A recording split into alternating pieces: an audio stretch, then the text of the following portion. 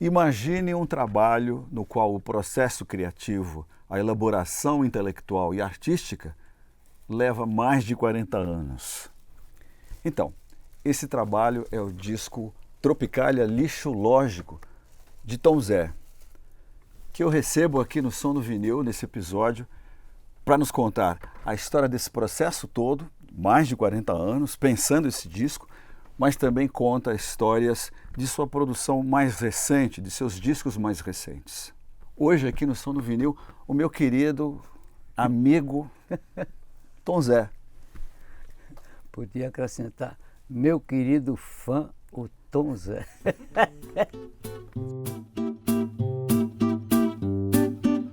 Juca, ju café, juca chá. Juca, ju café, juca chá. Ju, caju café, cajuca. Caju café, cajuca. Eu acredito, Tom Zé, que esses dois discos têm muito a ver entre si. Tropicália Lixo Lógico com canções eróticas de ninar, né? Então, ao longo desse bate-papo aqui, vamos dissecar os dois e realmente vamos tentar descobrir o que eles têm em comum, quais são as conexões entre Tropicália Lixo Lógico e o Canções Eróticas de Ninar. Vamos ver se eu estou certo, Tom Zé. Você vai me dizer. Bravo. Pode ser? Aprovo com distinção e louvor. Longe sozinho, ventos marinhos, eu navegava canções. O orgasmo terceirizado está batizado, ansiedade na cidade, curiosidade. Só a revista JP organizando um comitê para dar de primeira mão, primeira mão. Quando você lançou o Tropicália Lixo Lógico, fiquei com essa pergunta na cabeça e agora te faço aqui, né? O título, explica pra gente. Certo. Primeiro porque a palavra tropicália, curiosamente, tem a palavra alia, que quando César atravessou o Rubicão, que ia enfrentar uma série de consequências, ele disse alia jacta est, quer dizer, a sorte está lançada. E por acaso a palavra tropicália tem isso. E de certo modo, quando Caetano e Gil chegaram com esse peso do conteúdo dessa informação, realmente o Brasil passou por uma série de guerras, entre aspas, né? Uma guerra contra o rock, uma guerra contra a guitarra, uma guerra contra a observação do aqui e agora, uma guerra que lutava pelo um passado, porque a canção sempre se referia a um pretérito distante, com personagens que geralmente não existiam. Esses eram os elementos com que se faziam canções. Fazer canções com o aqui e agora, com Bomba e Brigitte Bardot, com Domingo no Parque, com acontecimentos que estavam na televisão, com São Paulo, Meu Amor, né? Que tinha uma urgência, era meio urgente a Tropicália, não era? Tipo, agora, já. Isso, né? Agora... Quem foi que eu li ontem que diz que a arte só é boa?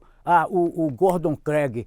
E diz que ninguém consegue escrever sobre o agora. Quando a pessoa acerta escrever sobre o presente, está escrevendo sobre o passado. Porque é isso que está aqui, que a pessoa nem consegue enxergar. Esse passado que acabou de formar a gente, nossa mentalidade, nossa maneira de ver o mundo, nosso Weltanschauung, como diziam os alemães, meus professores na escola de música, Weltanschauung, pronunciado direito, quer dizer visão de mundo. Lixo Lógico. Tá. Aí foi o seguinte, em 1960, a intelectualidade brasileira se imbuiu da necessidade de fazer um esforço para que nossa arte tivesse mais força, mais vigor. Então, Zé Celso Martinez Corrêa, Caetano, Rogério Duprá, Rita Lee e os Mutantes, Gilberto Gil, Oiticica, Agripino de Paulo, e inclusive estava se recuperando Oswald de Andrade. A tese minha é a seguinte, quando a gente joga uma coisa fora como lixo, Porque no ginásio... Onde a gente bota o nosso lixo? Boa o pergunta. lixo do córtex não se joga fora. A caverna está aqui. Se jogar uma opção de bomba atômica e o homem voltar a viver na caverna, ele aí vai buscar essa informação. Tá lá. A minha tese é que esse esforço serviu como um tiro na cabeça, no hipotálamo de Caetano e Gil, e isso veio para o córtex, a educação pré-aristotélica. Então, na infância, a gente teve toda essa educação com essa coisa que, quando a gente entrou no curso primário, virou lixo. O professor falava aristotelicamente, a gente via que o raciocínio era parecido com o que a gente fazia em casa, mas era diferente, alguma pequena coisa era diferente. E aí no ginásio joga lixo fora e tudo está indo para o hipotálamo. No colégio joga lixo fora, na universidade então tudo virou lixo. Então, depois da universidade, Gil e Caetano passaram por essa experiência de receber um tiro no hipotálamo, veio para o córtex toda a educação anterior e eles, em vez de ver o Brasil só com um ponto de vista, que era o ponto de vista aristotélico, que todo o intelectual daquele tempo trabalhava com a coisa, eles viam com o Aristóteles e com o Moçárabe. Então, na cabeça de uma pessoa comum, isso pode ajudar um bocado, mas na cabeça de dois gênios, meu compadre, isso vira o diabo. O que é a cultura moçárabe? Muito Já bem. falamos isso. Muito bem, muito bem. Fala aqui, resume pra gente. Quando Portugal e Espanha, a Península Ibérica, foi invadida pelos árabes, eles eram o povo mais culto do momento. Aristóteles, que tinha trabalhado na Grécia talvez 7 ou 8 séculos, 9, 10 séculos antes, ainda não era popular no mundo, nem o pensamento dele tinha se transformado no guia mental de todo o Ocidente, como passou a ser. Então era outra cultura, outra maneira de conceber o universo. Mas quando os árabes chegaram em Portugal, contaminaram a Península Ibérica, que veio para o Brasil e que foi para lá e levou essa concepção árabe que meu avô tinha, que meu tataravô tinha, meu avô tinha, meu bisavô tinha, eu era criado nesse mundo, então esse era o lixo lógico. Eu quis cantar minha canção iluminada de sol. Soltei os panos sobre os mastros no ar. Soltei os tigres e os leões nos quintais. Mas as pessoas na sala de jantar são ocupadas em nascer e morrer. Mas um assunto que eu não posso deixar passar batido aqui, como falei na abertura do programa, Tom Zé, é falar um pouco também de outros trabalhos seus nessa fase mais recente. Né? Seu mais recente trabalho chamou a minha atenção no seguinte sentido, que é esse aqui. Né? Quando saiu Canções Eróticas de Ninar, e eu fui ouvir, claro, né? E pensei, Tom Zé botou um dedo na ferida aí, mais uma, né?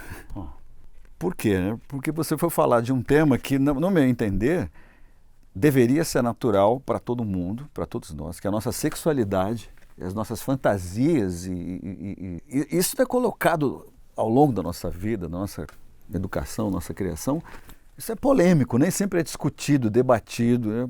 Por que demorou tanto tempo para você chegar nisso aqui? Você só se sentiu à vontade para falar desse tema agora? A coisa principal foi uma coisa parecida com o procedimento anterior. Eu me lembrei de como era na minha infância. Na minha infância, nem os pais falavam com os filhos de sexo, Não. nem um tio, nem nessa idade, nem naquela idade, nem na hora do casamento os pais falavam. Não se falava. O professor não falava nesse assunto, era um assunto vazio, absolutamente vazio. E acontecia o seguinte, o folclore, mais uma vez uma coisa parecida com o disco da Tropicália, Sim, sim. eu já disse, naquele tempo uma casa burguesa tinha Eles muitos têm a ver, empregados. na minha opinião, esses dias. Uma casa burguesa tinha muitos empregados, né? Então, quando você passava da Copa, era outro universo, outra cultura e tal. E aquelas pessoas, como se tivessem entendido que estava faltando alguma coisa em nossa educação, passavam a só tratar de sexo. Esse é um assunto que existe, não é trabalhado. Para onde ele vai? Sim. Bom, vai para lá, para o lixo também? O assunto que não é trabalhado pode causar o problema da ignorância. Por exemplo, vou lhe contar uma coisa do que é a ignorância. Eu só soube que meu pai trepava com minha mãe quando eu tinha 16 anos de idade, porque eu fui amigo de um rapaz que era muito católico em Salvador, e ele um dia me disse assim: logo que eu ficar adulto, eu quero me casar para não viver em pecado.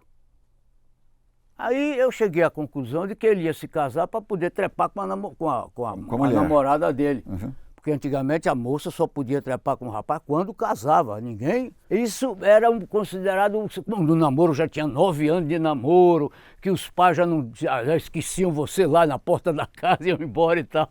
Aí você começava a ter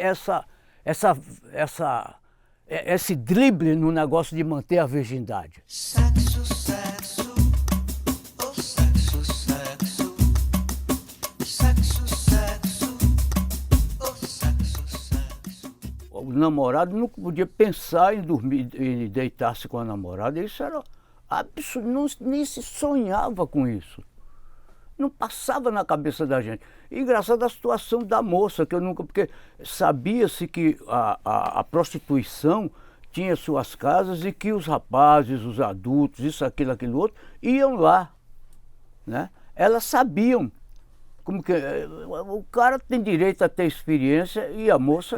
E as moças não, né? Absolutamente proibidas. A gente chegou nisso, né? Eu sei que é uma pergunta muito estranha, mas Não, como é que a gente chegou nesse estado de coisas, né? Tem 10 ou 20 religiões no mundo, todas contra a mulher. Hoje tem um preconceito generalizado, né? Que é o resultado de tudo que se fala em sexo. É pecado, é crime, e é mulher, aquele bicho que toda religião persegue. Toda religião foi fundada contra a mulher. Na religião católica, para admitirem Nossa Senhora, passou não sei quantos séculos, ali durante a vida de Jesus e depois, muitos séculos, eu não sei, século XI ou XII ou XIII, que alguma igreja, algum papa trouxe a figura de uma mulher para ser também rezada e pranteada, né? A mãe de Cristo. E essa mulher era uma mulher virgem. Veja bem, o exemplo qual é? Instalação familiar. Instalação familiar. Educação sexual era coisa do mal. Sabedoria popular veio desafiar. Instalação familiar. Instalação familiar. No Beabá tinha fubá. Passava por judicioso o malicioso. O pessoal do serviço fazia.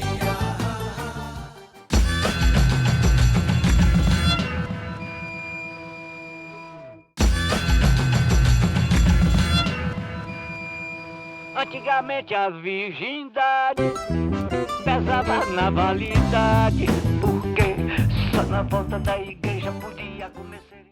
Interessante como esses discos se completam assim na conversa, né?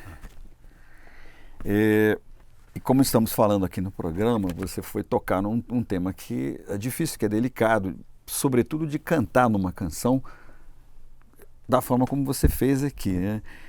O clima do disco, ele é um disco sério, na verdade. Ele é um disco dançante, mas é um disco sério. Mas se você vê o nome de algumas canções aqui, alguns nomes são divertidos, assim, a pessoa pode até entender, isso aqui é uma brincadeira, né? Mas vai ouvir, é séria a música, como por exemplo, o nome dessa faixa, No Tempo Que Ainda Havia Moça Feia. É um nome divertido. Sim, e polêmico, deve ter dado trabalho mas isso aqui. olha, na minha infância, tinha uma coisa que quando eu fiz essa música, todo mundo pensava que eu estava brincando. Quando eu era criança, tinha mulher feia, agora desapareceu. Por Não exemplo, pode ter, né? Perdão, pode ser. Eu vou lhe mostrar como. Eu estava vendo um filme de vôlei lá num daqueles países da Europa, leste europeu. Eu não digo nem o nome do país, daqui a pouco eu vou cantar lá, né, que chega lá torce meu pescoço. Sim. E a plateia estava cheia de moças, e tinha 50% das moças eram horríveis. Aqui no Brasil não tem moça daquele jeito. Sabe aqueles queixos que vão 1 metro para frente, ou então os queixos que vão 1 metro para trás, as dentaduras. Hoje todo mundo corrige dentadura. Que diabo tem o leste europeu que não... Por exemplo, moça zarolha, quando eu era pequeno, tinha muito, agora não existe. Nem moça, nem rapaz. Era um dos defeitos mais constantes que enfeiavam a moça, era o fato de ser zarolha. Ela tinha vergonha de mostrar de aparecer, de se mostrar. Então, eu quando falava, era no tempo que ainda tinha moça feia. E essas moças feias, quando por acaso você namorava com uma dessas que tinha medo de ser feia, às vezes nem era feia, ela tinha um cuidado, tudo que se dizia a ela valia 3 vezes, tudo ela sublimava como se fosse escolhida como uma deusa, tinha um cuidado com tudo que ela ganhava do namorado, todo carinho, era absolutamente precioso para ela. Mas você teve ajuda para escrever essa canção, não teve? Teve. Ajuda? Te ajudaram, sim. Porque você Sim, chamar uma mulher de feia é uma agressão. Não é? Perdão, aí eu só falo o seguinte, no tempo que tinha moça feia, tinha grandes vantagens para os homens que sabiam namorar com ela, as vantagens que tinham, essa é a história. Quais eram as vantagens? Bom, isso que eu estava dizendo, primeiro elas eram absolutamente dedicadas a quem, porque parecia que o mundo não ia escolher, que ninguém ia escolher ela. Quem escolhia ela recebia uma gratidão que não tinha tamanho. E cada pequeno, digamos, eu faço poesia, se fizesse um verso para ela, é como se fosse um livro de poesia. Se dissesse uma coisa agradável a ela, é como se fosse um achado. Você diz isso é uma coisa, uma moça muito bonita, ela dá as costas para você e vai andando. Ela já ouve isso toda hora. No tempo que ainda havia moça feia, no baile só, triste só, mas um dia um olhar caiu dela, aí que ele revê aquela que foi um grande amor nos tempos ciganos, quando eles eram pré-diluvianos. O sobrenatural, se o amor é tal, vínculo léxico gramatical, sai daí. Numa entrevista de divulgação, Tom Zé, você contou uma passagem muito interessante, acho que da sua infância, com a professora de piano. Ah! Como é que é essa história? O dia que a libido se instalou em mim. Como é que é essa história? Que foi numa tarde, é uma história... Quer que eu conte? Sim. Bom, de tarde eu tinha que ensaiar uma música com uma moça de seus 20 e tantos anos, 30 anos, que tocava piano. Isso tinha um piano em Irarara, uma novidade. A família dela era uma família de um advogado que tinha ido para lá, que era uma pessoa nobre em cidade e tal. Então elas tocavam piano. As filhas muito bonitas, moças lindas e tal, com 20, 30 anos de idade. Essa moça ia me ensinar a cantar Dos almas que o destino um dia escolher para amar com desatino. E me dar orientação para eu não cantar mal lá no drama da escola, que era uma festa que tinha todo fim de ano, que ia para o cinema com um drama, pequenos esquetes, pessoas cantando isso, aquilo. Bom, eu entrei e 2 escadas aqui, entra à direita para a sala da frente, que estava com as janelas fechadas, alguma resta de sol passava como uma faca de luz assim, e uma moça de 30 anos perde mais células do que ganha. Então no sol, aquela metade daquela poeira, o sol sempre contém poeira, mas metade daquela poeira que estava na sala, que acabava trazendo o cheiro dela, eram células dela que saíam. Pela sala. Saíam por tudo quanto é lugar, né? As células estão morrendo mais do que nascendo. Sim. Com uma pessoa de 30 anos. E esse ambiente vai criando uma certa diferença no mundo. Qualquer criança tem uma hora um tino que Deus empurra na obra. E começamos a cantar. Amar com desatino, são duas, tu e eu. Ora, só tinha eu e ela na sala. Você tinha quantos anos? Eu tinha 12 ou 13 anos. E ela 30. E ela 30. Bom, só tinha eu e ela na sala, mas está falando nessa coisa. E depois, as pessoas naquele mundo não vestem coisa muito decotada. Mas, afinal de contas, os braços estão de fora, os ombros estão de fora. E você vai dizer, não, o pé dela era o pé dela quem tocava pedal. O pedal do piano. Eu digo, não. O pé era empurrado pela perna, a perna movia a coxa acabava movendo o corpo todo, e está ali aquele cerimonial em que uma moça se movia com todas as suas peças femininas, né? E que você está, de repente, contaminado por aquilo, e lá vai, uma coisa começa a rodar na cabeça, você não sabe mais onde está, porque sua cabeça não tinha aquilo. E quando aquilo entra, aquilo desorienta tudo. Sexo, sexo, oh sexo, sexo, sexo, sexo, oh sexo, sexo, sexo, sexo, oh sexo, sexo,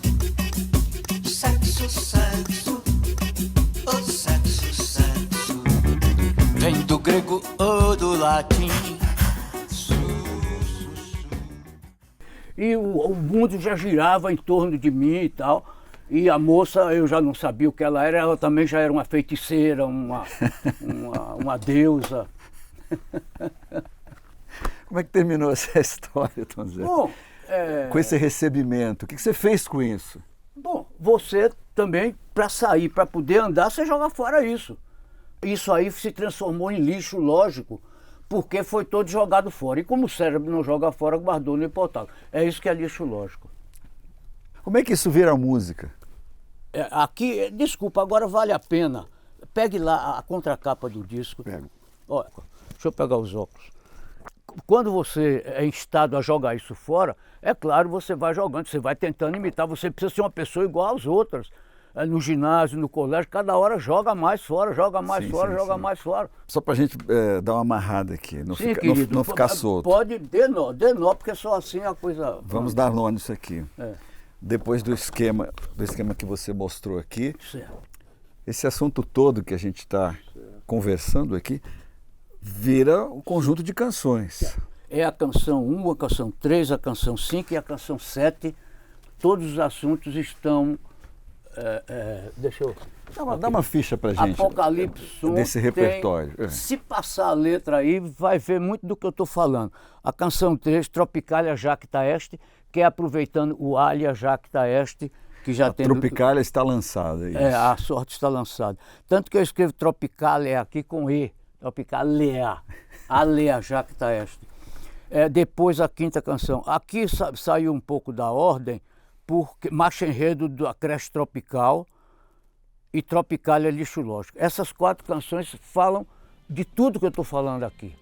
Não era melhor, tampouco pior, apenas outra e diferente a concepção que na creche dos analfatoteles regia nossa moçárabe estrutura. Você acha que a gente conseguiu como provar conexões entre Tropicália Lixo Lógico, que é um disco tão importante na sua carreira, aliás, ele ficou em gestação mais de 40 anos. Por outro lado, canções eróticas... Ficou em gestação 80 anos. Você falou, só quando eu tinha 80 anos é que eu consegui fazer um disco dessa natureza, né? Conseguimos provar de alguma forma que um depende do outro, está ligado ao outro, Tom Zé? Sim, o Tropicália Lixo Lógico, você tem razão, explica muito canções eróticas. Explica muito canções. Esse mundo esse mundo folclórico altamente sábio, que vem de acontecimentos intelectuais que marcaram a vida da humanidade, está todo resumido nas canções folclóricas da cidade. E isso também ser a maneira com que a gente era levado a aprender alguma coisa sobre sexo, fica muito esclarecido. Então, ou seja, tudo que foi esquecido foi para cá e depois levou aquela pressão no hipotálamo, como você já falou aqui. Vaza para o córtex. E vem para cá. Parte desse lixo que está lá são coisas que a gente viveu aqui, né? Nessa fase, nas nossas canções de ninar, que aqui você chama de canções eróticas de ninar, né? E assim, só para a gente encerrar nosso papo, também diria o seguinte, acho que todos os seus discos conceituais seria interessante a gente ouvir na sequência, como assim, poderia ouvir estudando samba, estudando a bossa, estudando pagode, ouvir numa batida só, né? Poderíamos ouvir, então, Tropicália Lixo Lógico e canções eróticas de ninar. Fica aqui a nossa sugestão no programa. Grande, né? Grande, querido. Muito obrigado. Querido. Deus lhe abençoe. Sempre sai ótimo, a gente sai daqui orgulhoso, fica tão feliz. Eu é que fico Nossa. feliz, Tom Zé. Nossa. Eu é que fico feliz de você vir aqui conversar comigo. Bom, agora vamos fazer um ping-pong aqui. Ok, um pássaro, meu pai. Um país, Brasil. Um canal, esse. Um botão, inscreva-se. Muito obrigado pela sua presença no nosso programa e para mais vídeos como esse, inscreva-se no canal do Canal Brasil. Clica, clica, clica, clica, clica, clica, clica, clica.